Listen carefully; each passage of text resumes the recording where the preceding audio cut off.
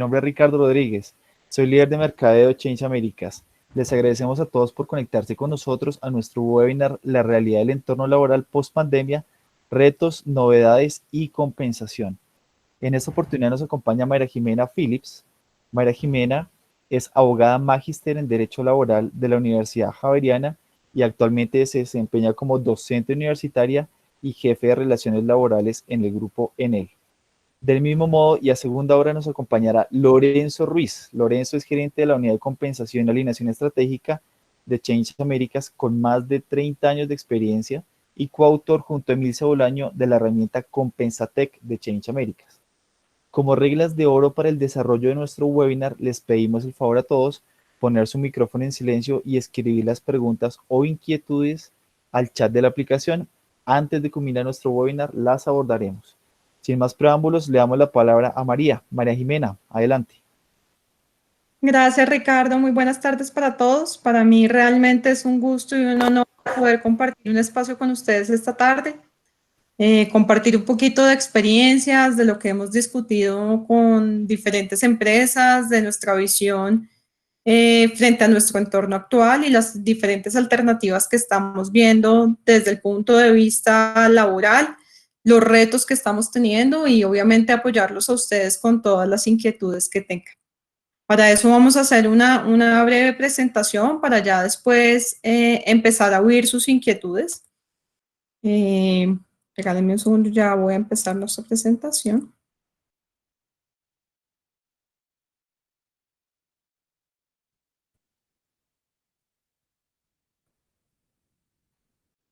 ¿Ya logran ver la presentación? ¿Me podrían confirmar, por favor? Así es, María Jimena, ya la podemos ver. Vale, perfecto, Ricardo, muchas gracias.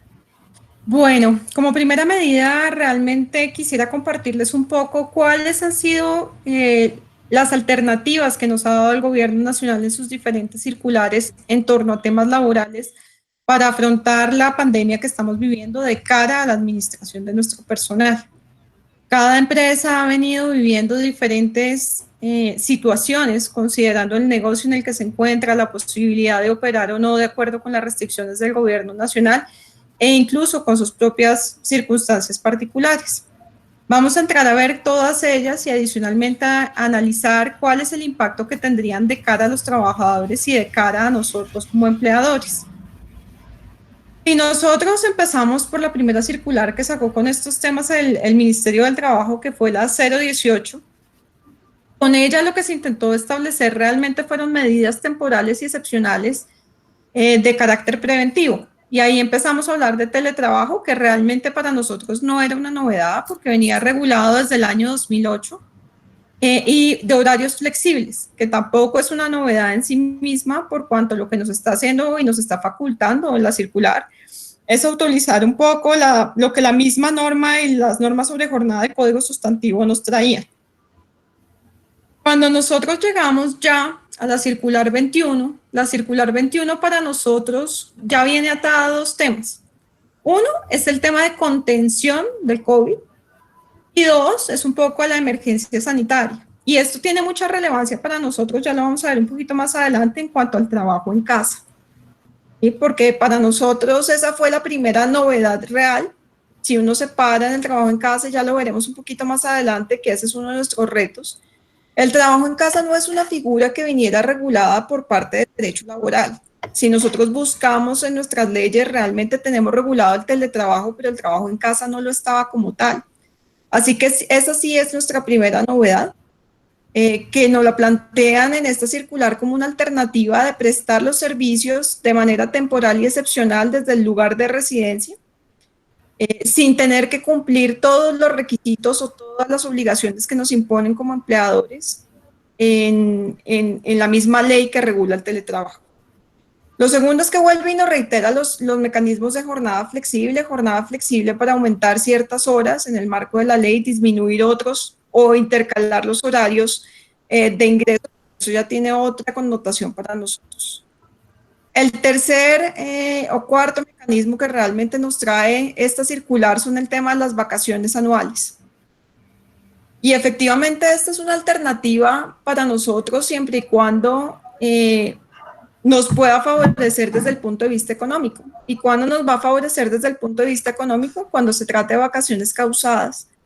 Porque nosotros sí tenemos pasivo vacacional que podemos llegar a ejecutar, pero el problema que tenemos con las vacaciones anuales, al final de cuentas, es que las vacaciones no van a ser suficientes para nosotros.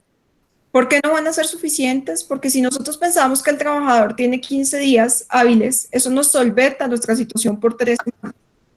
Sin embargo, nuestra situación de pandemia y nuestra situación actual, bajo este reto que tenemos como empleadores, pues va mucho más allá. Ya en este instante creo que he perdido la cuenta de días llevamos, pero creo que llevamos más de 60 días en cuarentena, por lo cual las vacaciones pudieron haber sido una opción en un momento inicial, pero no nos van a atender todas nuestras alternativas, ¿sí?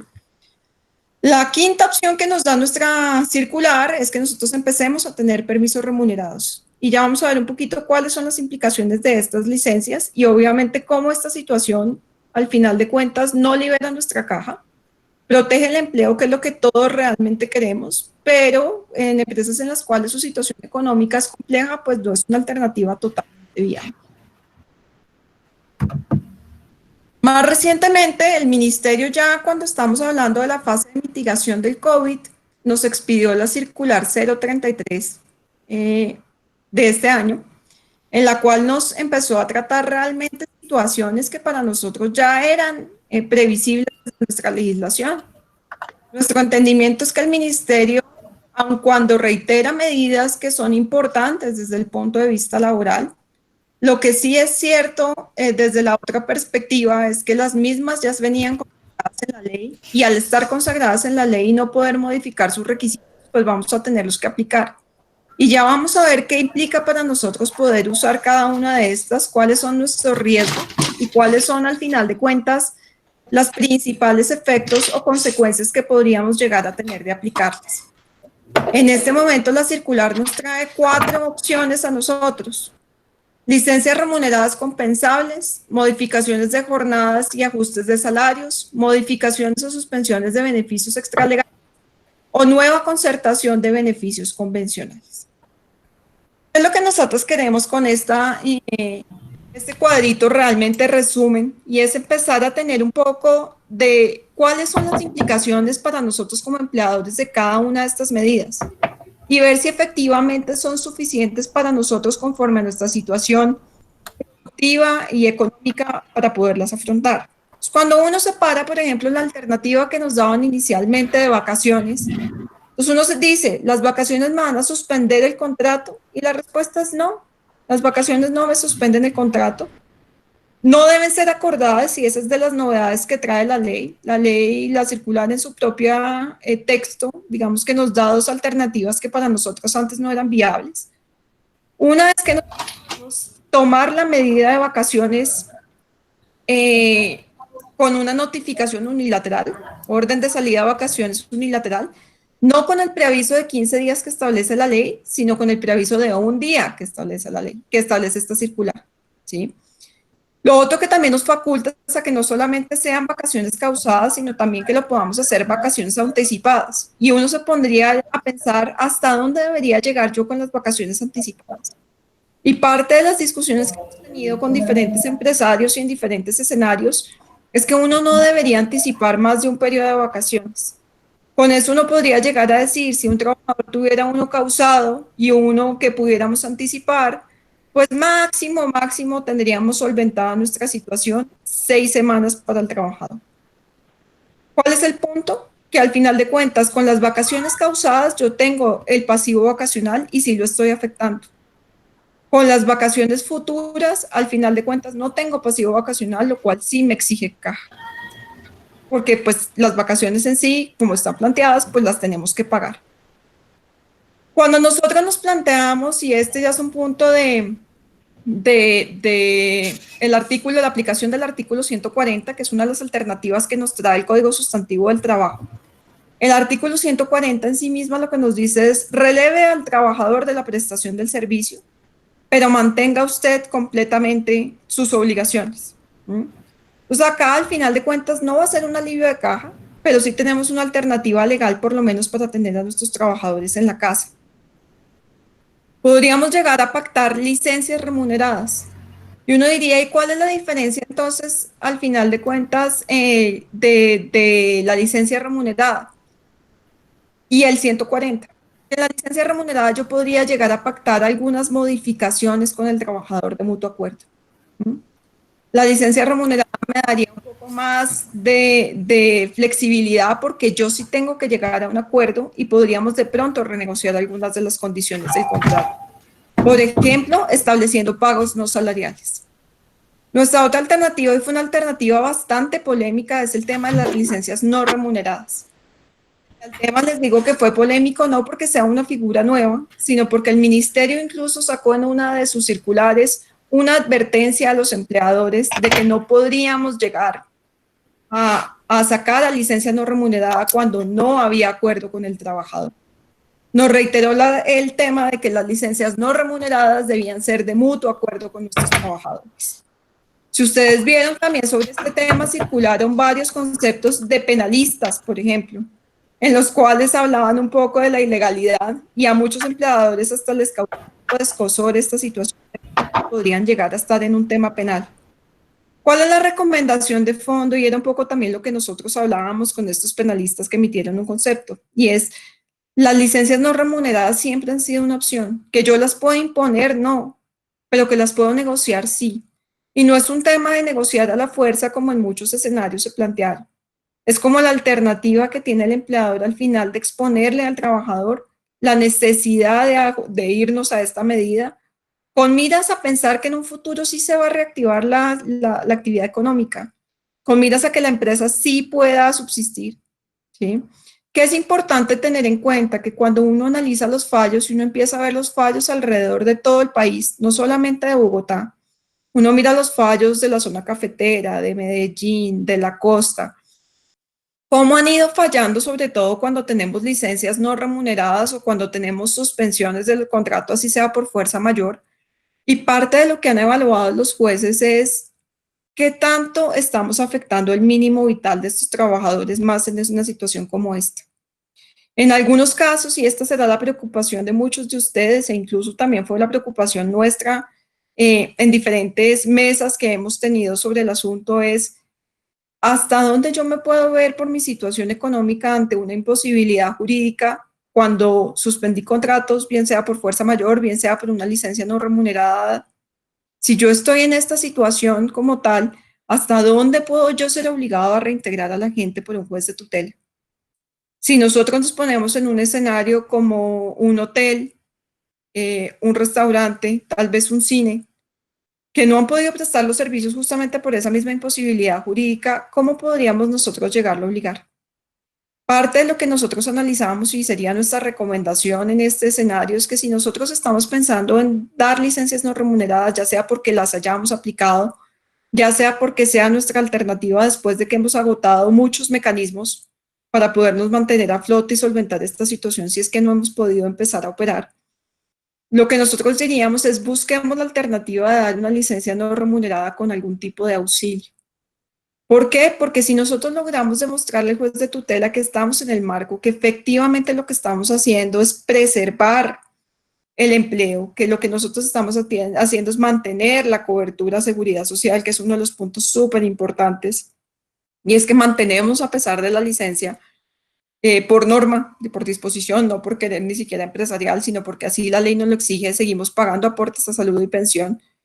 Si nosotros le ponemos ese esfuerzo extra de parte de los empresarios de poder de pronto dar un auxilio económico en esta alternativa, es probable que no seamos obligados a un reintegro o que incluso nuestra buena voluntad y nuestro efecto lo vea un juez de tutela. Vamos a ver muchas medidas que no son completamente racionales en esta sede, pero que sí nos pueden poner en aprietos. Y tal vez por eso es que nosotros hacemos esta recomendación en este escenario para ustedes. ¿Las licencias no remuneradas son válidas? Sería su primera pregunta. Sí, concértenlas de común acuerdo, planteenle a los trabajadores cuál es la situación. Yo les puedo contar que hay varios casos de éxitos que he visto en el sector empresarial en los cuales incluso las mismas organizaciones sindicales a las que se les ha planteado esta alternativa han accedido. Muchas de ellas, sin duda alguna, con un auxilio económico, posiblemente con que no tenga incidencia salarial, que no tenga un impacto salarial, pero que sí pueda ayudar a los trabajadores en una situación como esta a solventar su situación. Cuando nosotros nos paramos nuevamente en nuestra segunda circular y ya empezamos a hablar de las alternativas que nos empieza a plantear la circular 033, empezamos a oír cosas que pueden ser que nosotros conociéramos, pero que muy pocas veces aplicábamos.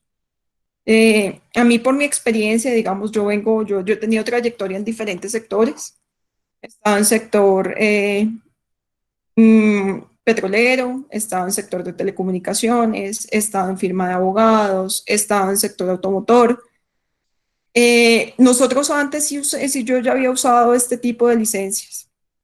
¿Qué es lo que implica tener una licencia compensable? Y es que yo te doy el descanso ahora, te doy una licencia remunerada ahorita, pero tú te comprometes conmigo de que en un futuro me vas a recuperar el tiempo que yo te di.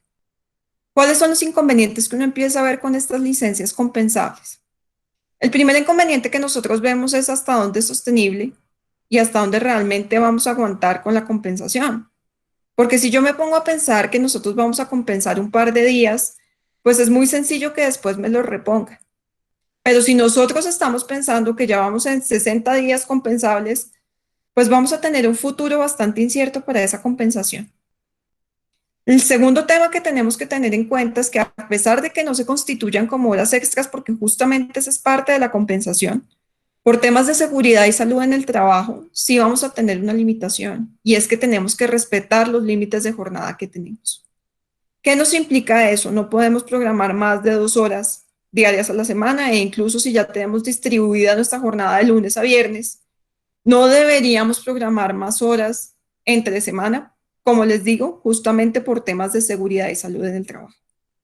Esto que nos obligaría a nosotros intentar recuperar, por ejemplo, en días sábados. Y si nos ponemos a pensar en días sábados, pues el tema se nos puede llegar a alargar. O sea, la recuperación tanto del tiempo como de la producción, como de ese dinero, tenemos que pensarla y planearla a futuro. ¿Es una alternativa importante? Sí, sin duda alguna. ¿Es una forma de recuperar tiempo productivo? Sí, también es importante desde esa perspectiva. Pero creo que tenemos que ser conscientes de cuál es nuestra limitación en el tiempo para poderlo hacer. La siguiente, aunque no es una novedad, sí fue una alternativa para muchos empleadores y varios lo hicieron y lo aplicaron. Y es modificar salarios y jornadas. Sé que sobre este tema, sin duda alguna, Lorenzo hablará un poco más adelante y les contará un poquito de las estructuras conforme a la conferencia que él tiene planteado, pero ¿qué es lo que yo les quiero decir acá? Cuando uno está parado en el contrato, pues uno le explicaron en su momento cuando estudiábamos derecho de los 3 elementos esenciales del contrato y nos decían es el servicio personal, es la subordinación, es la remuneración. ¿Qué es lo que muchas empresas han hecho? Yo reduzco la jornada y proporcionalmente reduzco el salario. Es decir, si yo antes tenía 8 horas diarias y 48 horas a la semana, pensemos que podemos llegar a reducir a media jornada con la mitad del salario. Hay otras oportunidades en las cuales lo que yo negocié no fue la jornada, yo negocié fue un tema de salario. Vivimos en un mundo globalizado y muchas de las que somos multinacionales empezaron también a aplicar por su propia situación reestructuraciones financieras e incluso recortes financieros para el personal ordenados desde holding, desde el corporativo. ¿Qué nos implica eso? Que a rajatabla, como le decimos nosotros muchas veces, empezamos a reducir los salarios de los trabajadores. Claro, la siguiente pregunta que uno haría es, ¿puedo hacerlo de manera unilateral? Y la respuesta es no. ¿Por qué no puedo hacerlo de manera unilateral? Porque es uno de los elementos del contrato y está pactado en el contrato de trabajo. Al ser el contrato un acuerdo de voluntades, cualquier modificación que yo vaya a hacer sobre el mismo tiene que hacerse de la misma forma. A nosotros nos enseñaban cuando uno estaba en primer año de derecho, yo estudié por años, no por semestres, nos decían que uno lo primero que debe aprender es que las cosas se deshacen como se hacen. Es decir, si yo hice un mutuo acuerdo y firmé un contrato, pues de mutuo acuerdo voy a tener que hacer cualquier modificación. ¿Qué es lo importante en este tema? Y creo yo que más que un tema jurídico se vuelve un tema de sensibilización. La mayoría de trabajadores prefieren tener un salario, prefieren tener un trabajo, prefieren tener garantizado el tema, así eso implique una afectación del ingreso. Y creo que esa es la forma como uno desde el recurso humano lo debe mostrar, por decirlo de alguna manera, Y es que nosotros hagamos viable como personas del área de talento humano o el área de recursos humanos, mostrar que estas son alternativas reales para preservar el empleo, que es lo que todos los empresarios estamos buscando hacer. ¿Que es fácil? No, no es fácil. ¿Que las situaciones económicas de muchos son difíciles? Sí, sin duda alguna. Hay sectores muy golpeados que incluso no empiezan a ver su recuperación y que plantear una situación como esta de pronto les pueda llegar a dar un alivio financiero que puede no ser la solución, pero sí nos va a permitir salir a flote más adelante. Lo siguiente que uno plantearía también y podría hacer es modifiquemos los beneficios extralegales. Muchas de las empresas que hoy están presentes en este foro e incluso en las que yo trabajo han pensado en esta alternativa y es cómo modificamos los beneficios extralegales de los trabajadores. ¿Mm? Extralegales, entiéndase primero que yo tengo que determinar cuál es la fuente de ese beneficio. Volvemos a lo mismo, si yo lo tenía pactado en el contrato, yo no lo voy a poder desmontar unilateralmente. Pero hay muchos beneficios que yo sí tengo unilaterales y en esos podría modificar las condiciones o incluso eliminar el beneficio si eso nos hiciera viable mantenerlos. ¿Qué es lo otro que uno puede llegar a hacer? Y este ya es un tema un poco más profundo y es miremos los beneficios convencionales. Miremos los beneficios que podamos tener, por ejemplo, por pacto colectivo. Sé que somos muchas las empresas de acá y tener mapeadas nuestras situaciones es complejo para poder dar ejemplos puntuales, pero si yo, por ejemplo, tengo una convención, creo que hay varias cosas que yo puedo llegar a hacer. La primera es verificar de cara a la convención cuáles beneficios se podrían ver afectados, por ejemplo, por el trabajo en casa. Hay algunos de ellos, o incluso los beneficios legales, hay algunos de ellos que pierde sentido cuando yo estoy en trabajo en casa, porque están atados a la prestación del servicio en sede. Claro, hay muchos de ellos que están atados a la prestación del servicio y cuando yo estoy en trabajo en casa, pues sin duda alguna sigo prestando el servicio. Pero puede ser que si yo estoy en vacaciones o estoy en licencias no remuneradas, esos beneficios pierdan vigencia y podría llegar a ser un ahorro adicional. No perdamos tampoco la esperanza y hay muchas organizaciones sindicales que sí lo han hecho de sentarse a negociar beneficios convencionales. ¿Cuál es el punto que nosotros les decimos acá? Efectivamente, nosotros no podemos hacerlo de manera unilateral, ni tampoco nos podemos sentar con el sindicato o con los trabajadores que representan un pacto colectivo a hacerlo entre nosotros mismos. ¿Por qué? Porque ellos tienen que estar facultados para hacerlo. ¿Qué implica eso? Tienen que haber hecho asamblea general y haber otorgado la autorización como tal para poder hacer ese desmonte de los beneficios. No importa si ese desmonte va a ser temporal o si ese desmonte va a ser permanente.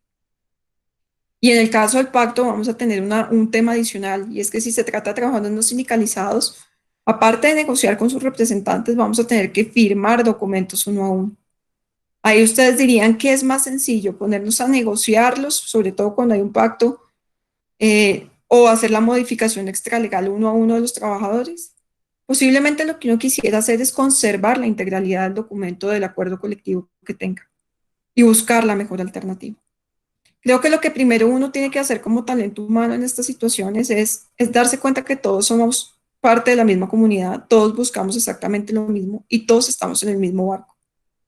Si a la empresa le va mal, a nosotros nos va mal. Y la intención tanto de los empleadores como de los trabajadores, como de las organizaciones sindicales o de las organizaciones que los representan, al final de cuentas es mantener el empleo y la productividad de las empresas. Y es ahí donde tenemos que centrar nuestros esfuerzos. Todas las medidas que uno llegue a plantear son medidas que son importantes y que nos darán además de todo una visión adicional y nos van a permitir ser creativos en estos momentos donde la creatividad es lo único que nos va a poder sacar adelante. Sé que nos queda poco tiempo de cara a poderlo subir a ustedes y sí quisiera plantearles dos temas chiquitos que creo que pueden llegar a ser importantes para que los tengan mapeados. Uno es el tema de trabajo en casa y teletrabajo. No lo desarrollé mucho al inicio de esta conversación a pesar de que fue de las primeras alternativas que nos dieron, pero tenemos que tener en cuenta que el trabajo en casa está atado a la emergencia sanitaria. Y al estar atado a la emergencia sanitaria, hoy extendida hasta agosto del presente año, pues podremos mantenerlo y tener un poco más de flexibilidad. Sin embargo, he oído varias empresas, e incluso nosotros somos una de ellas, en las que estamos analizando la posibilidad de continuar el trabajo de casa más adelante. ¿Y eso qué retos nos impone? Nos impone al final de cuentas el reto de empezar a analizar si la figura de trabajo en casa va a ser regulada más adelante. De antemano les cuento que sí va a salir una circular de trabajo en casa pero trabajo en casa amparado como lo tenemos ahora. O si vamos a realmente sacar una legislación, porque así debería ser que nos lo permita más adelante. Si no, vamos a tener que entrar un poco en el tema del teletrabajo. El teletrabajo no solamente tiene una regulación legal, y ahí les dejo la norma, seguramente ustedes acá la podrán ir anotando y podrán revisarla, sino que como ustedes podrán ver en esta diapositiva, lo otro que tenemos es que impone a los trabajadores muchas obligaciones, ¿sí? Entre ellas temas de auxilios que hoy muchas de las empresas que estamos en trabajo en casa no están dando, pero que si estuviéramos bajo la ley de teletrabajo, pues nos tocaría empezar a pagarlos. Hacer temas de políticas de salud y seguridad del trabajo, que dentro del marco de la circular que se va a expedir, seguramente muchas de ellas nos va a tocar empezarlas a hacer.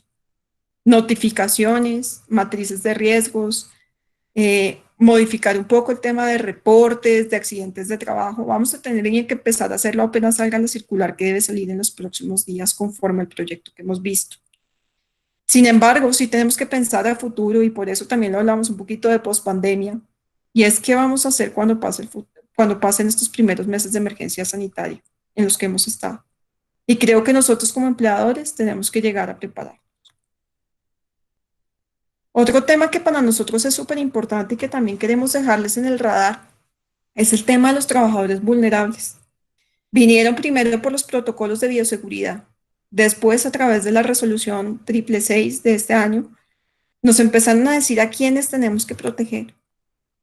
Y nos empezaron a decir que debemos proteger a las personas que tengan más de 60 años y que presenten comorbilidades. Nos identificaron unos factores de riesgos y nos dijeron que debíamos enviarlos a trabajo en casa, mirando claramente la reconversión laboral, ver hasta dónde nuestro proceso productivo da. Sin duda las normas nos dicen a quién debemos proteger, pero a futuro lo otro que vamos a tener que entrar a analizar nosotros es cómo vamos a formalizar a esos trabajadores. Que deben irse a casa. Claro, si es un trabajador que puede trabajar desde casa como muchos de nosotros lo estamos haciendo, pues no vamos a tener ningún inconveniente. Pero si son trabajadores operativos, ¿cuáles son nuestras alternativas? Vacaciones, compensatorios, licencias remuneradas, licencias no remuneradas, con auxilios no salariales. ¿Cuáles son nuestras alternativas que podemos ver ahí? Lo siguiente que también quisiéramos plantear para que ustedes evalúen de cara a esto son temas, por ejemplo, de estabilidad reforzada. ¿Hasta dónde estas personas podrán en un futuro alegarnos una estabilidad? Y más aún, tendríamos que plantear que esta no es una situación de corto plazo, que los trabajadores que son vulnerables, la mayoría de sus enfermedades, no nos van a permitir que vuelvan pronto porque son enfermedades crónicas de difícil recuperación. Y eso hace que la situación frente a ellos, frente a su posibilidad de retorno a la operación, sea mucho más agresiva frente a nosotros, frente a lo que debemos plantear, frente a lo que tenemos que hacer para poderlos mantener protegidos, pero a la vez ser productivos. No sé, Ricardo, respetando el tiempo que tenemos, pues no sé si abrimos de pronto para preguntas que Sí, nos podemos abrir para preguntas, claro que sí, doctora María Jimena. Y hay una pregunta que está en este momento, digamos, en furor y más, digamos, ahora a mediodía en Colombia, y es el tema de las primas. ¿Cómo digamos, el gobierno plantea postergar el pago de las primas, digamos, para las organizaciones? ¿Usted cómo ve ese panorama y qué considera que pueden esperar los empleados y también las organizaciones frente a esta noticia? Bueno, frente a esta noticia, digamos que se ha empezado a discutir en su primer momento. Esto ha sido un tema que les puedo confirmar que la ANDI ha llevado en representación de todos los industriales, que se la ha hecho al gobierno nacional, no solamente en sí misma frente a la postergación del pago, también frente a ver cómo podría llegar a ser un alivio. En un principio, el ministro dijo que eso no iba a ser, que íbamos a tener que llegar a hacerlo por acuerdo con los trabajadores. Sin embargo, a uno de empresario le queda la duda de hasta dónde yo puedo cambiar las fechas cuando la ley me lo dice. Si realmente yo podría llegar a acordar con un trabajador postergar el pago. Tuvimos nuestra primera discusión de cara a la dotación y llegó el 30 de abril. Primero, ¿qué dotación entrego? ¿A quién le entrego la dotación? Y más aún, muchos de nosotros ni siquiera teníamos elementos para poder entregar. ¿Por qué? Porque justamente los que nos dan suministros de dotación, a quienes le compramos la dotación, no estaban operando o no podíamos garantizar medidas higiénicas para poder entregar esa dotación. Entonces, cuando uno está en esa situación, realmente yo te diría, Ricardo, Deberíamos esperar un poquito más a ver qué lo hacen. Yo ya veo un poco más de flexibilidad del gobierno frente a esta situación, veo flexibilidad del gobierno frente al tema de postergar, pero creo que nos va a tocar ir avanzando poquito a poquito a ver si el gobierno realmente nos saca la alternativa de postergación, porque yo de común acuerdo lo veo realmente un poco complicado, más aún en el tema de fiscalización. Perfecto, doctora María Jimena, muchas gracias por su respuesta. Abrimos la oportunidad para que puedan escribirnos todos sus preguntas al chat como tal de nuestro webinar. Mientras tanto, tenemos otra pregunta que es, usted nos hablaba sobre el teletrabajo y todas las implicaciones que tienen para las empresas. ¿Usted considera que las personas conocen como tal cuál es, digamos, todo ese gran mundo que considera, digamos, pueden tener en el teletrabajo, si las organizaciones les van a ofrecer un espacio cómodo en casa para hacerlo, con una silla confortable que permita evitar lesiones en la columna, en la espalda, o un internet, digamos, básico para hacer todos sus trabajos? ¿Cómo ve usted, digamos, esa apropiación tanto de las empresas como de las personas frente a este tema? Yo creo que nos hemos visto todos abocados a hacerlo, ¿sí? Cuento por nuestra experiencia personal y por lo que he podido, nos hemos reunido varias veces en diferentes escenarios con otras empresas y con ellas parte de las conclusiones a las que hemos llegado es que los empresarios también hemos empezado a cambiar el chip. No es solo un tema normativo, sino es un tema de cuidado del trabajador. Las empresas empezaron a enviar sillas, empezaron a hacer valoraciones de puestos de trabajo, así sean virtuales, a dictar charlas para que la gente pueda estar cómoda. Empezaron a mandar teclados, mouse, a preguntarle a los trabajadores cómo se sienten y cómo hacer mucho más llevadera esta situación. Claro que estamos preparados para esto, la respuesta es no. Si yo les pregunto a cualquiera de ustedes, y lo hablo también por mí, yo soy casada y tengo 2 niños chiquitos, y en horas de trabajo, pues estamos conectados los 4, mis hijos a su colegio, mi esposo a su trabajo y yo a mi trabajo. Y las redes de las casas habitualmente, independientemente de que tengamos muy buen soporte, no siempre nos dan el soporte que necesitamos como si estuviéramos en una oficina. Que los empleadores nos han empezado a ofrecer alternativas, sí. Que si somos conscientes de lo que la ley nos impone, yo te diría, la mayoría de las empresas no. No todas las empresas habían entrado en el tema del trabajo, del teletrabajo, les había parecido complejo hacerlo. Creo que se le hizo mucho boom en su momento. Sin embargo, las empresas prefirieron adoptar medidas llamadas de diferentes maneras, pero horario flexible, home office, trabajo en casa por situación excepcional, eh, como beneficios de calidad de vida, más no como una aplicación completa del teletrabajo. Creo que todos le oímos. Pero si en un futuro llegamos a una situación como esta, yo creo que tenemos que ver hasta dónde es flexible el tema o si realmente, como nos ha pasado en diferentes oportunidades, lo que nosotros necesitamos es un cambio de la normatividad y ajustarla a lo que realmente podemos llegar a hacer. Creo que también es importante que si como personas de recursos humanos que estamos acá, que nos preocupemos por la gente y que miremos, independientemente de si se trata de un tema normativo o no, qué podemos hacer y qué podemos ofrecer. Creería que esa es mi recomendación, Ricardo.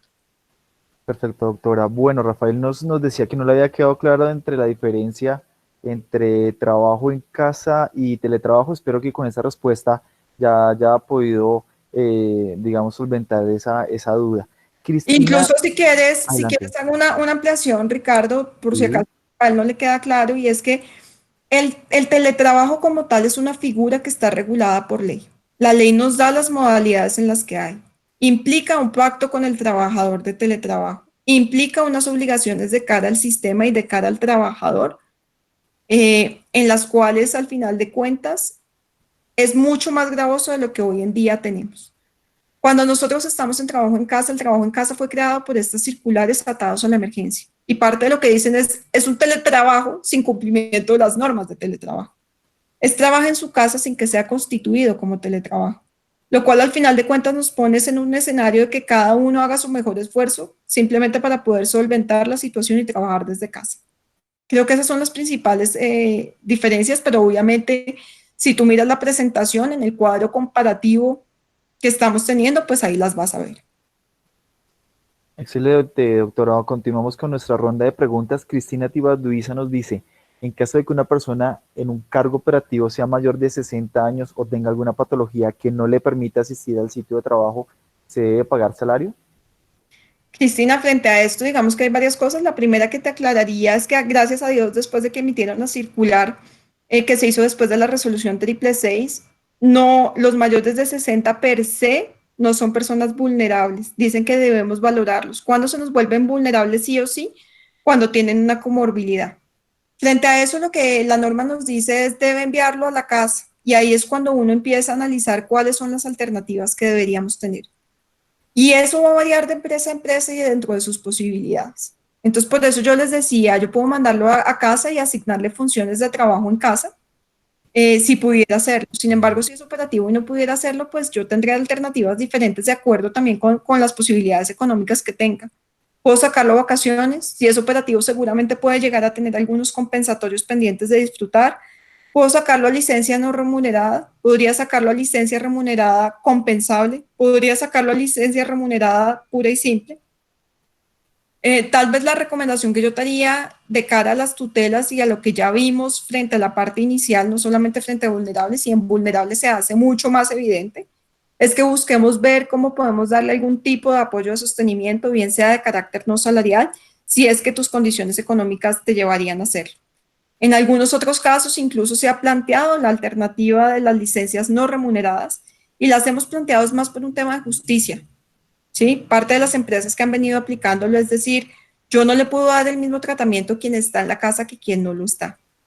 Mi sensación es que él está en la casa, además de todo, porque no puede prestar el servicio, no por un tema voluntario. Entonces creo que ahí es un poco más de negociación y de mirar las alternativas que de cara a la situación propia, tanto productiva como financiera de la empresa, se puedan hacer. Excelente. Gonzalo Gallo nos dice, si se adelantan las vacaciones, ¿qué pasa si el trabajador se retira antes de cumplirlas? ¿Se debe advertir algo al trabajador antes de adelantar esas vacaciones? Sí, en estricto sentido, lo que uno debería hacer en estos casos, si vamos a adelantar vacaciones, es firmar un compromiso de una vez de descuento. ¿Por qué? Porque parte de lo que nosotros hacíamos de por qué no anticipábamos vacaciones es porque nos decían que esa plática se perdió cuando se liquidó el contrato. Parte de lo que sí deberíamos hacer acá es que si anticipamos vacaciones, nosotros deberíamos buscar la manera de poderlas descontar en la liquidación si ese trabajador se retira sin llegarlas a causar. Ok, Emilce Bolaño nos hace una pregunta súper importante que muchas personas, digamos, lo están viviendo en carne propia, es ¿cómo se legisla las jornadas laborales versus vida personal?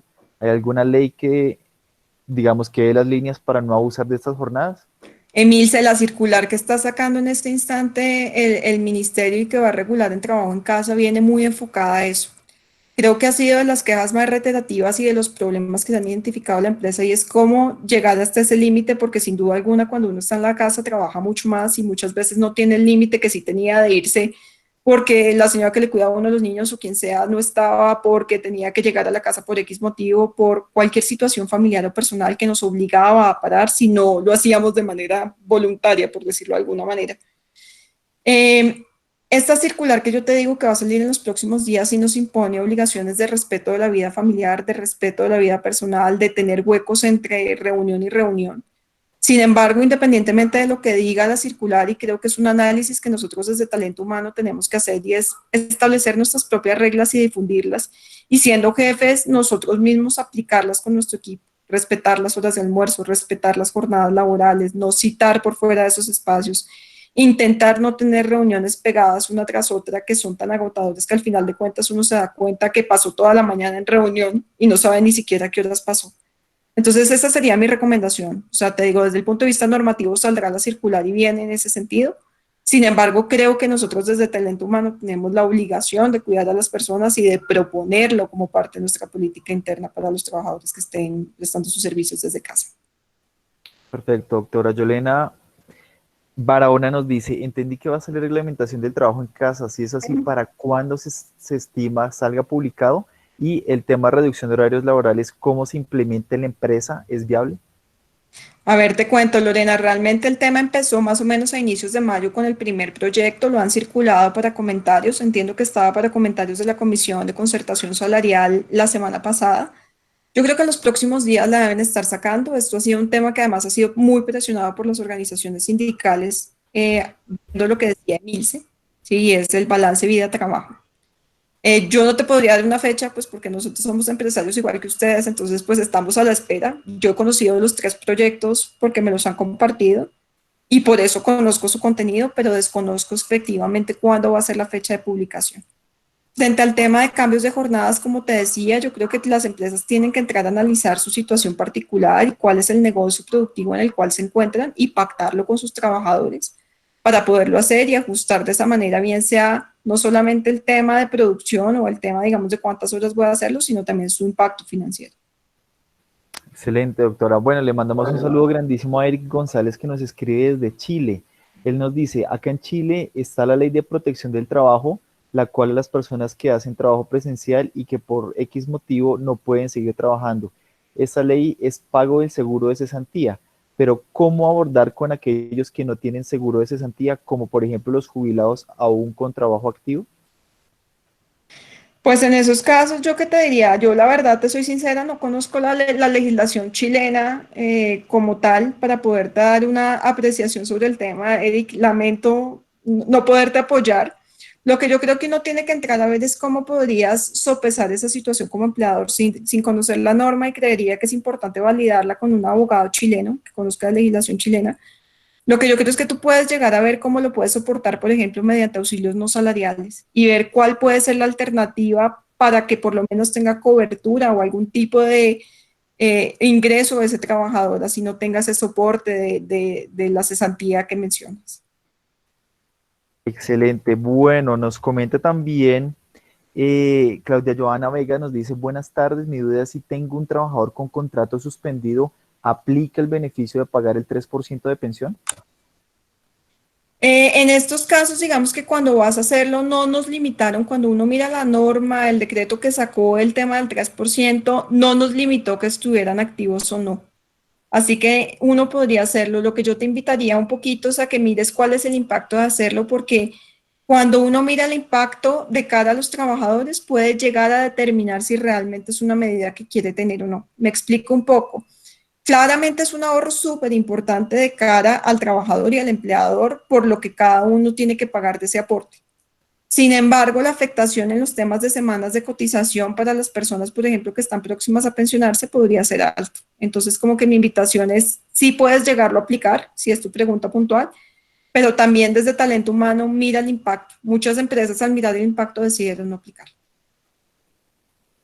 Excelente. Y la última pregunta para ti, doctora, es, Yamilet Zapata Perea nos dice, buenas tardes, tengo un contrato suspendido, me citaron una reunión obligatoria el día de mañana, pero la verdad no puedo asistir, la jefe me dice que es obligatorio, ¿puedo llegar a tener alguna sanción frente a esto? Por no asistir, ¿tiene contrato suspendido? ¿Entendí, Ricardo? Sí, así es. Pues en estricto sentido, cuando el contrato está suspendido, no hay obligación de prestación del servicio. Sin embargo, pues tocaría mirar las condiciones particulares del momento de la citación. Puede ser que van a reactivar la prestación del servicio. O sea, no podría conceptuar sin tener, obviamente, todo el escenario completo, Ricardo. Excelente, doctora. Bueno, pues doctora María Jimena, muchísimas gracias por todo tu tiempo. Realmente, digamos, todas las personas estuvieron muy atentas, digamos, a tu charla y las preguntas no dieron espera. Entonces, te queremos agradecer por todo este espacio y por habernos, digamos, dado un abordaje, digamos, general de toda esta parte de compensación, que yo sé que en muchos, las próximas semanas vamos a tener nuevas noticias frente a eso. Entonces, de nuevo, muchas gracias por aceptar nuestra invitación. Bueno, Ricardo, a ustedes por la invitación y a todos por estar tan atentos a la charla. Un abrazo. claro que sí. Bueno, ahora el plato de nuestro segundo plato del día. Entonces, Lorenzo Ruiz, les presento a Lorenzo Ruiz. Lorenzo es gerente de la unidad de compensación y alineación estratégica de Change Américas. Lorenzo cuenta con más de 30 años de experiencia y es coautor junto a Emilce Bolaño de la herramienta Compensatec de Change Américas. Como ya ustedes saben, entonces, y hemos venido desarrollando en este webinar, les pedimos a todos poner el micrófono en silencio y escribir todas las preguntas que tengan frente a este tema en el chat de la aplicación. Y antes de terminar nuestro webinar, las abordaremos. Entonces, sin más preámbulos, le damos el paso a Lorenzo. Lorenzo, buenas tardes. Muy buenas tardes a todos. Muchísimas gracias a la doctora María Jimena Phillips. Ella nos ha colocado en un contexto bastante amplio desde el punto de vista legal, pero sobre todo nos ha clarificado algunos conceptos que nos van a servir muy eficientemente para todos estos temas. Ahora lo vamos a embarcar todos estos temas legales desde el punto de vista que ocurre ya frente a los esquemas de compensación. Entonces, no sin antes agradecerles su participación. Es el segundo evento. Hemos tenido un poco más de 300 personas pendientes de estos dos eventos y estos temas específicos. Hoy tenemos inscritos 176 personas de 11 países.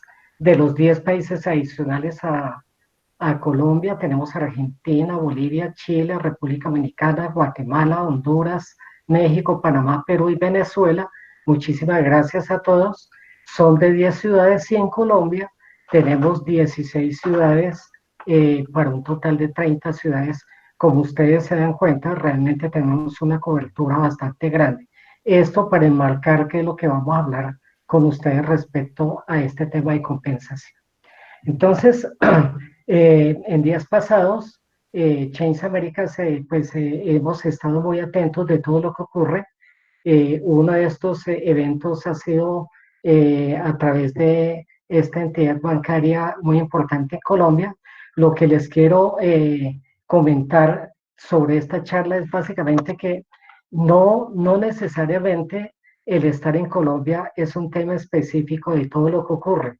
Por el contrario, es como desde el punto de vista global, mundial, todo nos afecta y cómo eso impacta el tema de la economía. Entonces, podemos homologar muchísimas situaciones legales y muchísimas situaciones desde el tema de compensación, pero también cómo es el marco conceptual para poder entender estos temas.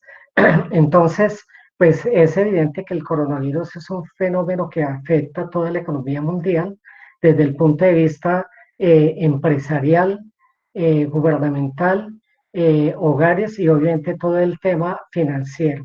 Entonces, desde el punto de vista hogar, pues simplemente el hecho de estar ya en el confinamiento, la forma de trabajo, ya sea teletrabajo o trabajo en casa, y todo aquello que afecte las organizaciones desde el punto de vista esta para, implica obviamente que la economía pare, que los negocios no se muevan, que las empresas tengan dificultades, lo manifestaba la doctora María Jimena ahorita, las cadenas de suministro se afectan, los exportadores, los importadores, es decir, toda la economía se va moviendo y al final lo que hacen los gobiernos y que era lo que nos comentaba ahorita María Jimena es básicamente todas estas normas previas que están, pero todas las acciones desde el punto de vista estratégico para poder afrontar esta situación, no solo desde el punto de vista económico, sino también de salud pública. Y en los hogares, pues simplemente el hecho de que hay compensaciones, contratos que se suspenden, modificaciones y que afectan la economía hogareña, eso hace que evidentemente si no hay economía moviéndose, si no hay cadenas de suministro, si los comercios están cerrados, si las empresas están, pues obviamente eso afecta toda la economía. Este marco, pues lo que nos permite es entender que al final pues hay diferentes comportamientos e impactos desde el punto de vista del consumidor, desde el punto de vista del gobierno, desde el punto de vista empresarial. El gobierno simplemente toma medidas especiales desde el punto de vista económico, desde el punto de vista empresarial, pues se toman todas estas estrategias y decisiones y acoge todo el tema normativo, todo el tema legal, pero también evidencian ustedes que faltan algunos temas, que hay vacíos desde el punto de vista legal y que hay que empezar a manejar todos ellos aspectos y que cada empresa al final es completamente diferente. Cada empresa tiene un objeto, un tamaño, una región que cubrir, un grupo de trabajadores, diferentes formas de contratación, y todo ello implica, obviamente, que esto lo tenemos que enmarcar en qué es lo que ocurre también desde el punto de vista epidemiológico y de salud, y cómo se mueve esa estrategia que toma el gobierno frente a cómo atender esa situación. Entonces, qué es lo que puede ocurrir? Que simplemente la forma con que los gobiernos y el comportamiento de la epidemiología en términos de coronavirus, cómo afecta la economía y cómo, de acuerdo con esa curva de comportamiento, incide en cómo la economía está cambiando o cómo nos podemos recuperar en tiempo. Entonces, en la medida en que la curva de la epidemia sea más baja, obviamente el tiempo de poderse reactivar la economía va a ser menor. En la medida en que eh, países como España, Italia, Estados Unidos, que tienen unos altos números de casos, pues obviamente sabemos que van a tener unas dificultades más altas en el tiempo en cómo se recupera la economía. Y obviamente esto afecta pues no solo el crecimiento de cada país. En Colombia teníamos una meta para este año del 3.5. Es probable que el año entrante y que al final de este año realmente la economía vaya a cambiar, vaya a bajar. El desempleo obviamente hoy está en 11%, es probable que lleguemos hasta el 20%, pero si miramos cada una de estas situaciones a nivel país, los comportamientos van a estar muy similares y realmente sabemos que los escenarios a final de año van a cambiar. Obviamente, también cada economía del país está enmarcada entre unos sectores de la economía, unos sectores. De hecho, cada uno de nosotros en nuestras entidades sabemos que nuestra empresa está asociado a un sector de la economía, a un tamaño, una región, pero independiente de qué sectores más o menos van a tener implicaciones, vemos que para el año 2020 todos los sectores van a tener disminución, van a tener impacto y obviamente eso va a afectar el Producto Interno Bruto de Colombia y de cada país para el año entrante. Tomamos ejemplos aquí de las grandes empresas, por ejemplo en Colombia, aquí tenemos un listado de aproximadamente 30, y tomamos la más grande, Ecopetrol, y observamos que desde que empezó el tema de la pandemia, desde el mes de marzo realmente, los ingresos, la economía de esta empresa obviamente bajó, y así ven los números rojos de las siguientes 30 empresas, y es simplemente homologar qué es lo que ocurre al interior de nuestras organizaciones y ser conscientes que efectivamente nos está impactando a todos este tema económico. Aquí tenemos también, a través de este desarrollo, tenemos unos datos de qué es lo que ocurre frente al deterioro de la economía, la percepción de las expectativas de qué es lo que va a ocurrir en temas de inversiones, de gastos, del consumo. Y es evidente que desde el mes de febrero, el mes de marzo y el mes de abril, pues realmente cayeron, y cómo la proyección hasta de aquí en adelante hacia el resto del año, vamos a ver que ese índice de confianza en el consumidor, es decir, que los hogares, las personas puedan hacer compras en general, no va a ocurrir y no está ocurriendo. Y igual ustedes en sus organizaciones, pues es importante el conocer qué tipo de personas tenemos, cómo hacer el análisis demográfico al interior de las organizaciones para poder entender que definitivamente nosotros tenemos una serie de personas enmarcados dentro de unos tamaños organizacionales, y cada empresa tiene su propio tamaño, su objeto. Entonces, es evidente que en Colombia el 80% de las empresas son empresas pequeñas y medianas empresas. Confecámaras habla de que hay aproximadamente 1.630.000 empresas, pero de ese tamaño, que son las que generan el 80% del empleo. El restante 20% lo asumen las empresas grandes y muy grandes.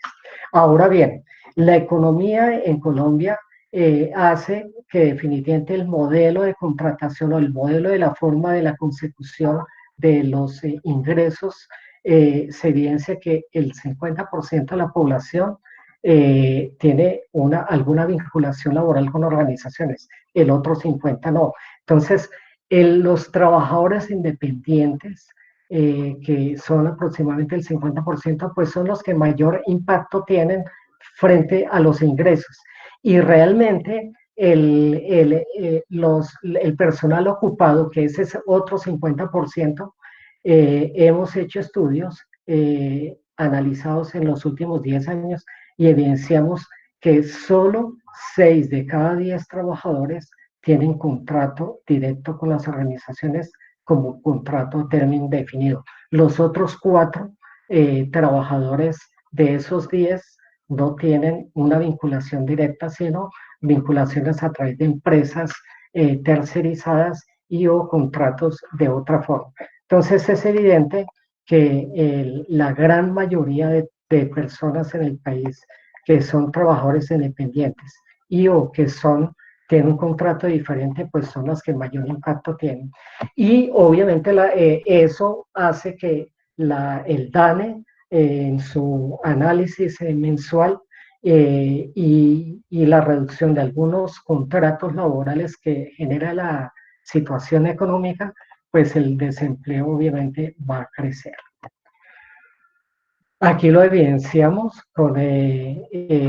estamos visualizando que es probable que el desempleo que venía en una situación de 2 dígitos, el ideal era que fuera solo un dígito desde hace 5 años, pero estábamos levemente por encima del 11% y podemos crecer inclusive hasta el 20%.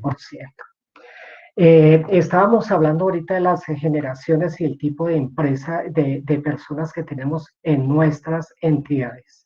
Ustedes le preguntan a la doctora María Jimena ahorita algunos casos específicos de tipologías de personas y es evidente que tenemos que tener un análisis muy profundo de qué tipo de personas son los que trabajan en nuestras organizaciones, qué tipo de género, generación, qué plan de vida tiene cada uno, qué es lo que hay detrás de cada trabajador y con ello, pues obviamente poder empezar a analizar qué es lo que ocurre al interior de nuestras organizaciones para poder diseñar todas estas estrategias o planes que afecten no solo el tema contractual, sino también el tema salarial, pero también todo lo que hablábamos ahorita desde el punto de vista de beneficios.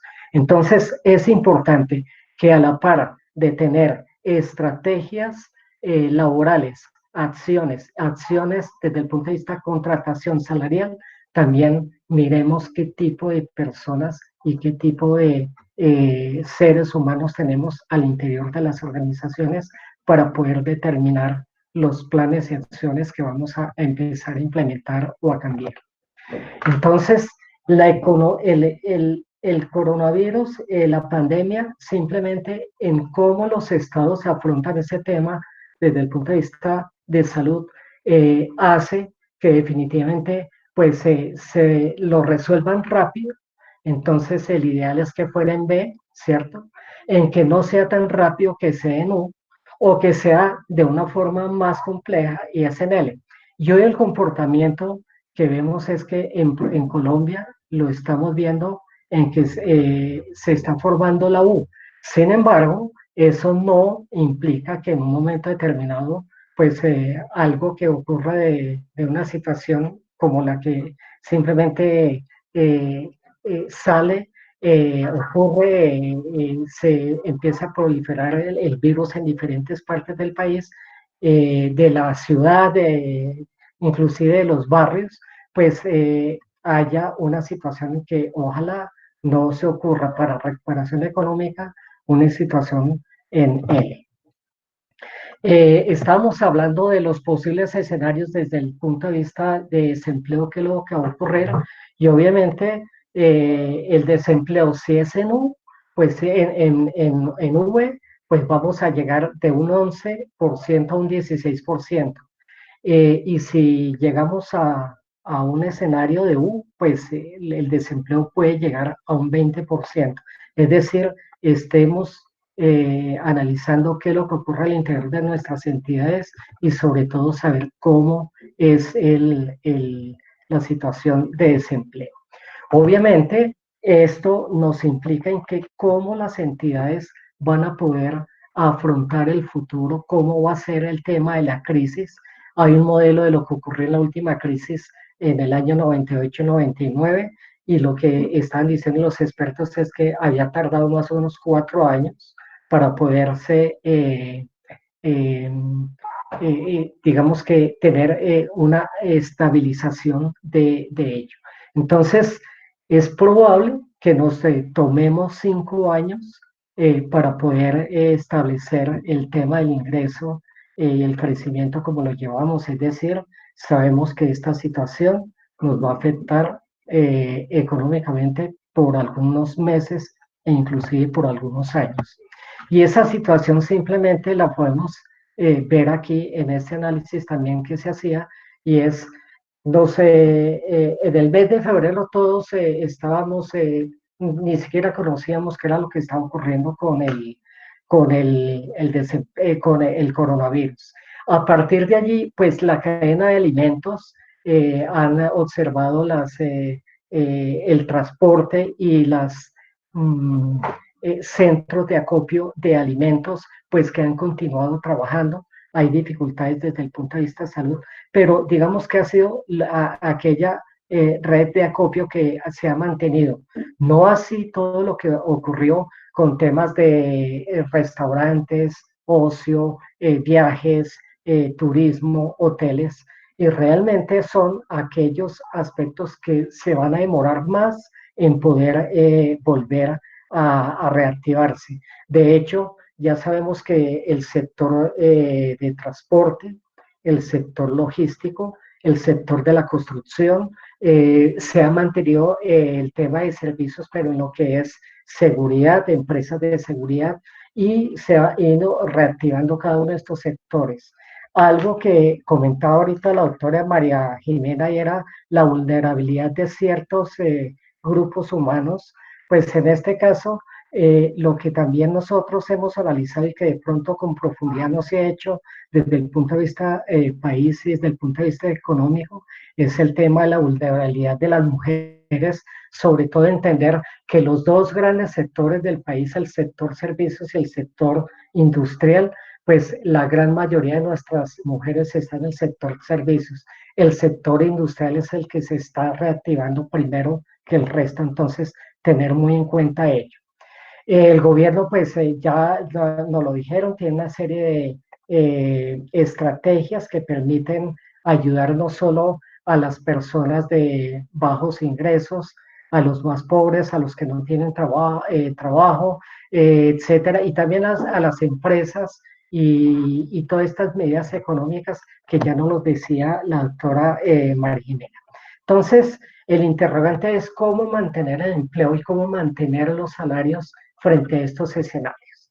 Entonces, los grandes retos de las organizaciones, no solo en Colombia, sino en toda la latitud, es básicamente estos tres elementos. La sostenibilidad de las empresas, el mantener el empleo, es decir, la empleabilidad, la balanza entre oferta y demanda, pero sobre todo el cómo maximizar la productividad en este nuevo entorno, porque obviamente no vamos a ser iguales con esta situación en el futuro. Entonces, desde el punto de vista de sostenibilidad, pues simplemente aquí situaciones que tenemos que tener en cuenta es que las empresas obviamente tienen que empezar a revisar sus planes estratégicos, sus metas de estos 2, 3 meses e inclusive 2, 3 semestres, y sobre todo entender que de aquí en adelante tenemos que cambiar y empezar a innovar. empezar a cambiar rápidamente, pero la innovación significa que si yo cambio una estrategia, cambio unos valores corporativos, obviamente debo impactar la estructura organizacional. Pero para ajustar la estructura organizacional tengo que saber que desde el punto de vista de innovación, ¿cierto? Metodologías ágiles, tecnología, simplemente me va a permitir también empezar con esos ajustes, establecer que vamos a cambiar perfiles organizacionales, vamos a cambiar cargos, vamos a tener que cambiar ponderación o peso relativo de todos estos cargos que al final me van a impactar cambios en todas las estrategias de políticas de gestión de talento humano porque va a cambiar mi plan estratégico, mi cultura y obviamente mi estructura organizacional. Y allí es donde empezamos a analizar, obvio, los presupuestos van a cambiar. Vamos a tener que hacer traslados presupuestales, cambios, priorizar, organizar todos estos aspectos y obviamente empezar a cruzar con los incentivos del gobierno y obviamente qué tipo de normatividad yo puedo empezar a combinar con ello.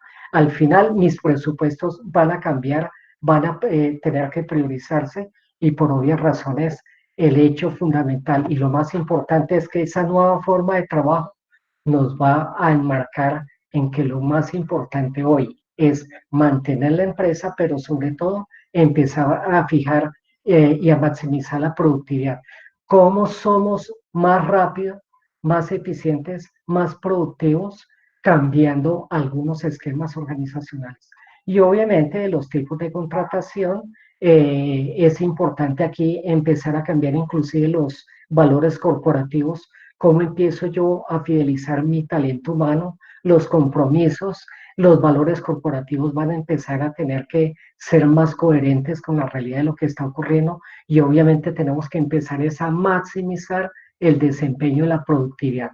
Y con ello, clarificando objetivos, estableciendo nuevos acuerdos, pero sobre todo orientando a que todos los trabajadores encuentren los resultados que las empresas tienen. Por ello es importante que a nuestro personal, a nuestro ser humano que tenemos en las organizaciones, tenemos que desarrollar y evidenciar y encontrar nuevas habilidades y competencias. Pues todo ello simplemente es cómo a partir de una situación difícil, con esa resiliencia, esa rapidez, esa agilidad, ese entorno tecnológico nuevo, esa tecnología y nuevos elementos de trabajo, vamos a tener que arrancar. Y obviamente entender que hoy las organizaciones, y esto nos lo compartía el Grupo Bancolombia, es entender que los esquemas de compensación, y lo vamos a mirar más alto, pero esto lo analizaron ellos con algunas organizaciones del sector financiero, en la medida en que los cargos organizacionales, los objetivos cambian, obviamente los esquemas de compensación tendrán que empezar a cambiar. Y de hecho, una de las estrategias que han tenido las instituciones como esta y como otras ha sido el de cambiar algunas condiciones laborales. Nos lo decía la doctora María Jimena, obviamente tiene que estar desde el punto de vista de un acuerdo, pero sobre todo administrar muy bien y comprender muy bien los temas de normatividad legal en Colombia. Ahora, al interior de los hogares, así como las organizaciones, sus volúmenes de caja han ido bajando, pues también los ahorros o los ahorros que teníamos en los hogares, pues también se están viendo agotados y obviamente no alcanza para algunas semanas y pocos meses. Esa situación pues hace que evidentemente en nuestras organizaciones empecemos a mirar cómo desde el punto de vista nuevo esquema de compensación orientado a la productividad se debe tener en cuenta. Entonces, puede haber suspensión de empleos, puede haber suspensiones contractuales, que es lo que hay que evitar. Lo decía la doctora María Jimena ahora, evitar el generar más carga laboral, el trabajo en casa, en ocasiones consideramos que le estamos dedicando más tiempo y más trabajo, eso es importante, pero es decir, es importante entender ello, pero ¿cómo se resuelve? Pues clarificando los cargos, clarificando los objetivos, los compromisos que tenemos con los trabajadores y obviamente habrá necesidad de reestructurar el esquema de compensación, teniendo como cuenta que el esquema de compensación debe tener o tiene tres elementos. Una compensación fija, que es aquella que suple el 100% de lo que está diseñado en unas funciones normales de un cargo. Un esquema variable, que es el que compensa cómo yo como organización puedo tener indicadores de resultado para toda la organización, para cada área funcional, para cada sección, para cada cargo, y unos beneficios o unos incentivos que tenemos para poder establecer una mejora en la calidad de vida de los trabajadores. Pero esa forma del modelo como lo veníamos haciendo, habrá que cambiarlo. Es decir, es probable que inclusive los famosos análisis que hacemos todos los años de aumentos de salario, desafortunadamente o afortunadamente, la pandemia ocurrió en donde la gran mayoría de organizaciones este año habían hecho aumentos de salarios. Pero el cambio del esquema lo que incide es probable que el salario básico sea ahora más moderado, más austero, y lo que tengamos que hacer es cruzar rápidamente con el cambio de orientación, de objetivos, de métricas, de KPIs, de todo aquello que podamos medir, es el poder cambiar los esquemas de compensación, no solo para los trabajadores que no son de las áreas comerciales, es decir, la forma de otorgamiento de paga variable o de bonos que teníamos, debemos cambiarlo, pero también para las áreas comerciales es cómo incentivar a aquellos nuevos negocios que se están haciendo, porque aunque hemos evidenciado que los esquemas de compensación de paga variable en el área comercial no ha cambiado mucho, lo que sí hay que incorporar es unos presupuestos nuevos para el área comercial desde el punto de vista cómo tener resultados de ingresos a la organización en una situación de estas difíciles. Y también recomendamos es que para aquellos todos trabajadores en las organizaciones, independiente de si el cargo es crítico o no, pero que tenga personal a cargo y que oriente a esos trabajadores a la consecución de resultados, se tenga este año un presupuesto adicional como incentivo y como beneficio. Por ello es importante tener no solo una estructura acorde a la realidad del aquí, el ahora y del próximo futuro, nuevos perfiles organizacionales, esa estructura medida y establecida mediante una medición de peso relativo de esos cargos, pero sobre todo un esquema de compensación orientado a la consecución de los resultados. Y obviamente eso va a generar que la forma de seguimiento, la gerencia del desempeño, el tema de capacitación de desarrollo, el cierre de brechas, este año también sea bastante importante en la organización. Entonces, para ello, pues simplemente es establecer este proceso de análisis al interior de la organización, el establecimiento de indicadores, los esquemas retadores que realmente vayan en función de esa productividad, la revisión de impactos colaterales, estrategias que ya hablaba la doctora María Jimena ahora, y todo ello sumado a la tecnología, es decir, a la incorporación de metodologías ágiles, de cambios, de estructuras, de nuevas plataformas, sacándole el mejor provecho, pero sobre todo colocándolo a toda la organización. Y obviamente una de las cosas más importantes es la fidelización del talento, el acoger nuevamente esos factores, ya los había dicho, esos valores empresariales corporativos, pero sobre todo la coherencia en que realmente eso que asumamos realmente sea transmitido y los colaboradores puedan tener la certeza de que confían en ellos, que los están desarrollando, que los tienen en cuenta, pero sobre todo todos estamos trabajando y orientar y enfocar eso en temas de cambios inclusive modelos de liderazgo, modelos de gerencia y sobre todo el desarrollar nuevas habilidades y competencias en todos los trabajadores. Acordémonos que ya se lo había dicho, que es importante conocer la realidad de cada plan personal y sobre todo orientar todas estas acciones en temas de compensación y desarrollo humano en función de ello.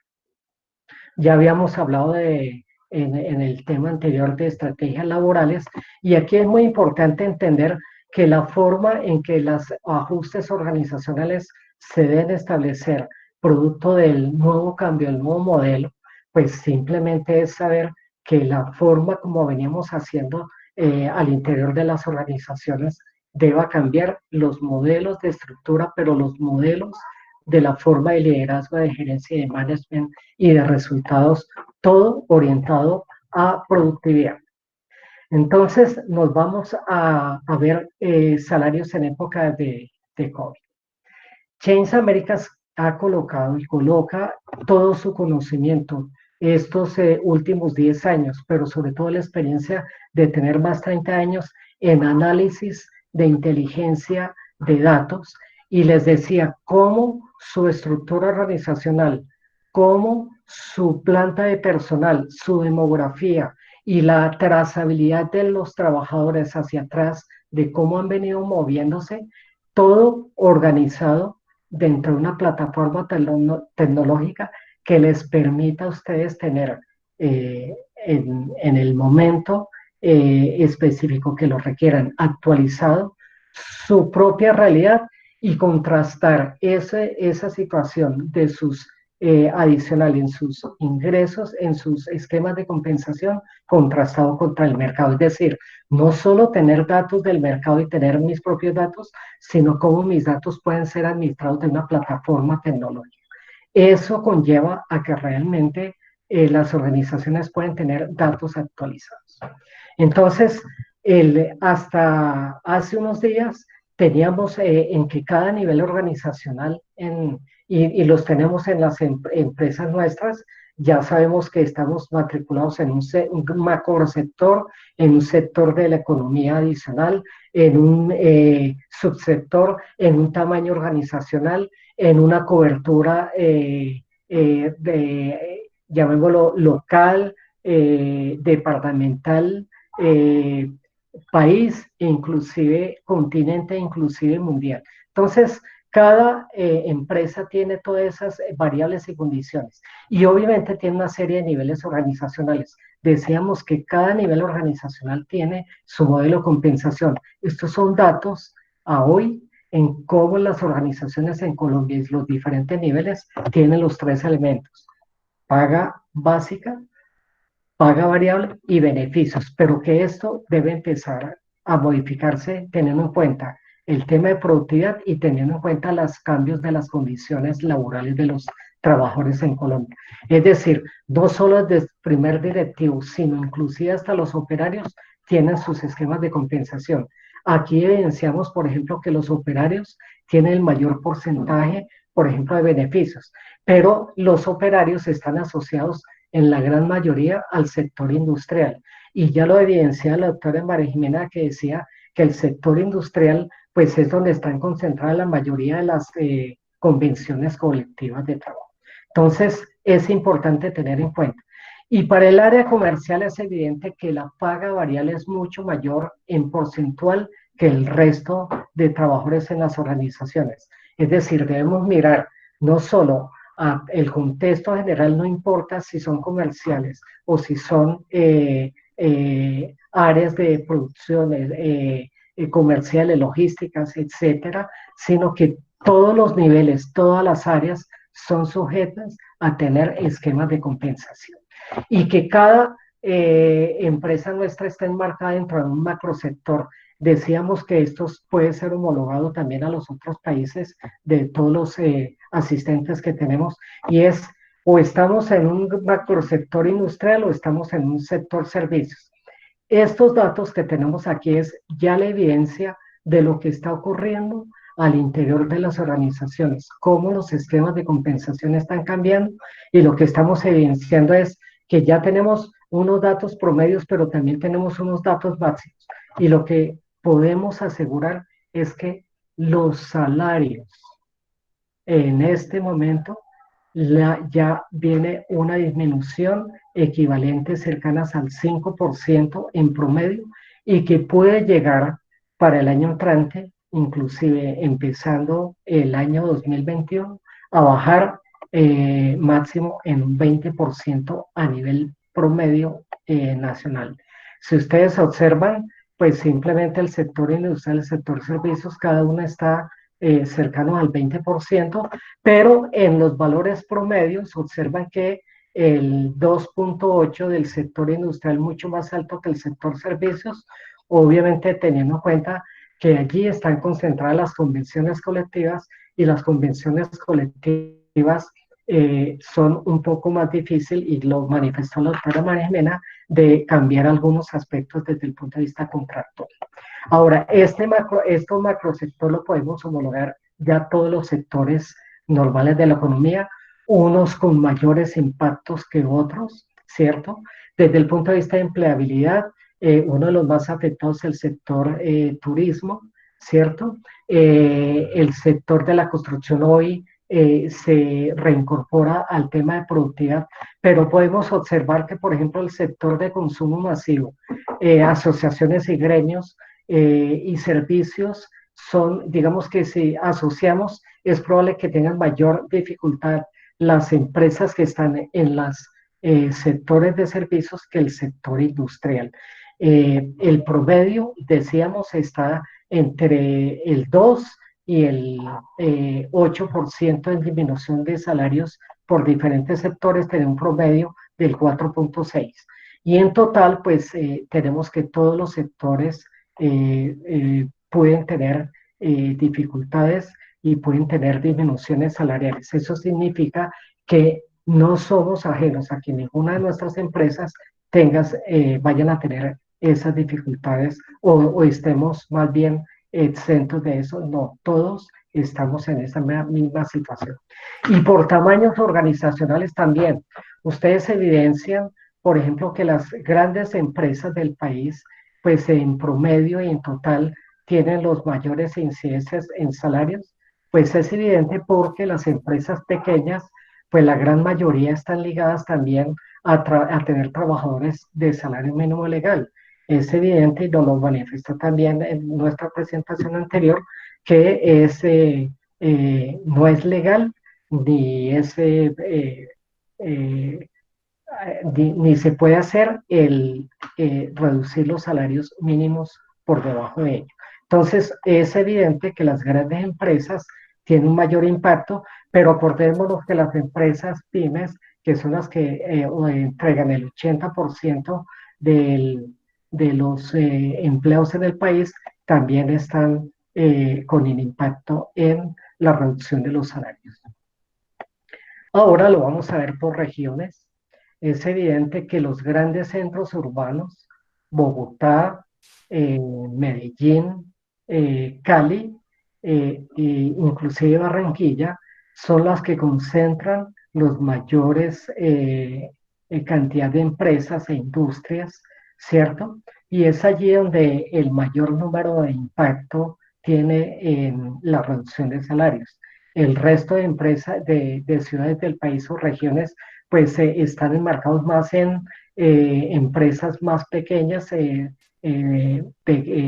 mini pymes, inclusive empresas de personal de trabajadores independientes. Entonces los impactos son menores, pero aún así, al confrontar y a contrastar en que si todas las empresas tuvieran dificultad, si en el transcurso del tiempo va a ocurrir ello, todos vamos a tener dificultades en el tema de la disminución de salarios. Ahora, por niveles organizacionales, que es muy importante esto, evidenciar que cada nivel organizacional tiene su esquema de compensación, y es evidente que los cargos entre más altos en las organizaciones tienen mayor impacto en poder establecer cambios en los salarios, y ya es evidente que las grandes empresas del país ya han tenido impactos y están por encima del 10%. Y ya los cargos de jefaturas, pues están en el promedio del 6%, puede llegar al 21% de reducción de salarios, y ya lo que son los cargos de analistas, profesionales, asistenciales, operativos, pues los disminución de salarios también es menor, pero todos están sujetos o proclives a la que eso pueda ocurrir. Entonces, el mensaje es simplemente en que los esquemas de compensación que tenemos hasta hoy están cambiando, los ingresos o los salarios o los esquemas de compensación asociados al febrero del 2020 a hoy, ya evidenciamos que el mercado ha cambiado, que el mercado laboral ha cambiado y que es evidente que al final de año es probable que nos estemos acercando a los valores máximos.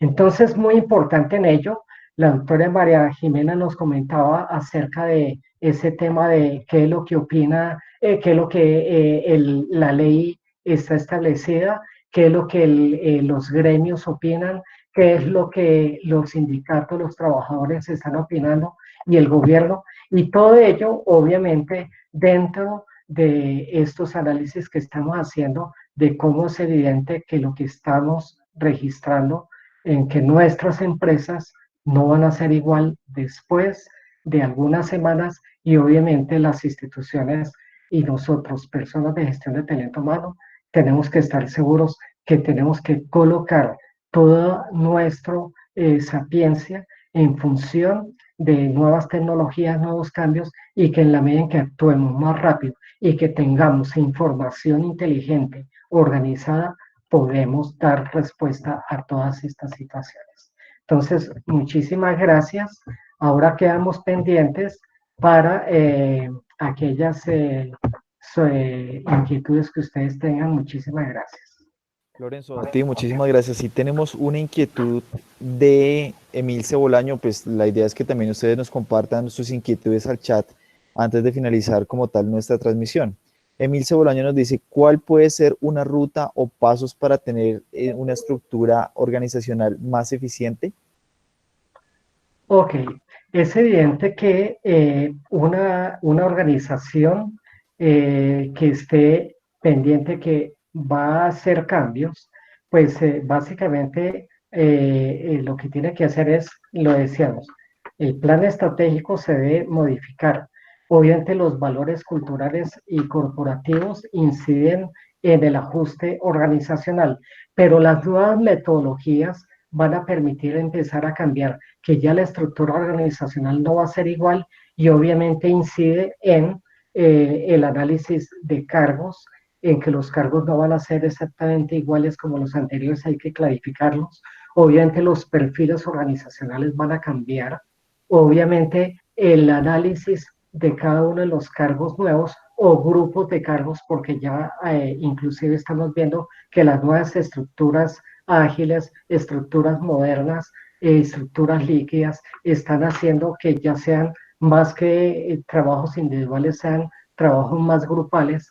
Eso conlleva a que definitivamente no solo al cambiar la estructura, a cambiar los contenidos de los cargos, a llevar, a tener indicadores de resultado y a llevar métricas, estadísticas, KPIs, todos estos aspectos, no solo desde el corporativo hasta el cargo más sencillo de la organización, nos va a asegurar cómo a través de desarrollo de competencias adicional podemos llevar que todos estos indicadores y una adecuada acompañamiento nos va a permitir obtener valores de productividad y por tanto en la medida en que las empresas obtengan rápidamente esos valores de productividad, el esquema de compensación tiene que ser diferente y obviamente es como colocarle vitamina a la organización, pero a través de estos cambios. Excelente, Lorenzo. Acá también nos dice Dayana Camargo, España, ¿qué tanta relevancia está tomando la paga variable en medio de esta coyuntura? Dayana, pues muy buena la pregunta, es definitivo para poder establecer, porque decíamos, hoy los cargos, las instituciones, como veníamos trabajando, ya no es en esta situación, hoy todas las organizaciones es cómo rápidamente nos recomponemos, nos levantamos y sobre todo podemos obtener los resultados para poder atender todas esas situaciones de clientes, de usuarios, y obviamente es conocer mejor el cliente, los esquemas de marketing tendrán que cambiar y obviamente el esquema de compensación variable lo que va a permitir es colocar estos modelos, es cómo a través de lo que yo logro como organización en tema de productividad, lo puedo volver un esquema que me permita reconvertir los resultados de los trabajadores en temas de productividad y distribuirlos equitativamente y sobre todo desde un punto de vista equitativo y sobre todo que realmente impacte en el empresario, pero también sea compartido con el trabajador y todos puedan saber que todos están orientados a la consecución de los resultados. Es evidente que hoy la paga variable en Colombia apenas el 50% de las empresas lo están otorgando y la idea es que la mayoría de las empresas pueden implementar paga variable no solo para comerciales, sino también para todos los trabajadores. Excelente, Lorenzo. Bueno, el Sinallí Erazo nos dice que cuáles son los cargos de las personas que estuvieron presentes hoy. Entonces le recordamos a todos, María Jimena Phillips, ella es jefe de Relaciones Laborales en el Grupo Enel, y Lorenzo Ruiz es gerente de la Unidad de Compensación y Alineación Estratégica de Change Américas. Bueno, a todos les agradecemos a todos por su gran participación en este webinar. Como bien lo dice Lorenzo, estamos abordando muchos webinars con temas interesantes y que son, digamos, parte del desarrollo de los trabajos y del conocimiento de todos ustedes, no solamente en Colombia, sino en Latinoamérica. Las personas, si tienen alguna persona que tenga alguna inquietud frente a este tema o quieran acceder a nuestras soluciones organizacionales, nos pueden escribir al correo comercial@changeamericas.com o visitar nuestra página web www.changeamericas.com. A todos ustedes les deseamos un resto de día excelente y gracias por estar en este momento con nosotros. Una feliz tarde. Buena tarde.